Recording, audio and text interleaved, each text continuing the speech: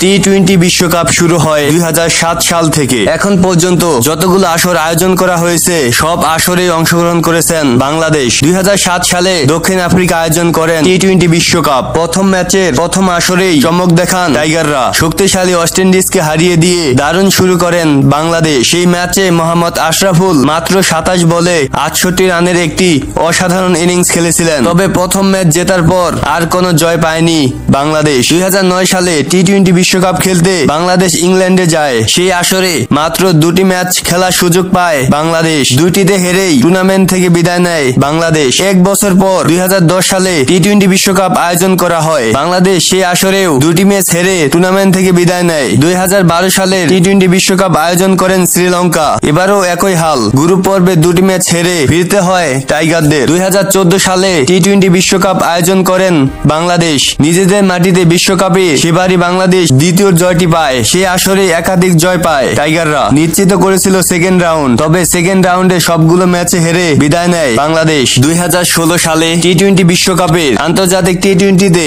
প্রথম কোনো বাংলাদেশি সেঞ্চুরি করেন তামিম ইকবাল। এই রেকর্ডটি এখনো অক্ষত রয়েছে। 2021 সালের বিশ্বকাপেও ভালো করতে পারেননি বাংলাদেশ। 2022 সালে টি-20 বিশ্বকাপটি আয়োজন করেন অস্ট্রেলিয়া। সেই বিশ্বকাপে বাংলাদেশ জিম্বাবুয়ে এবং নেদারল্যান্ডকে হারিয়েছিল।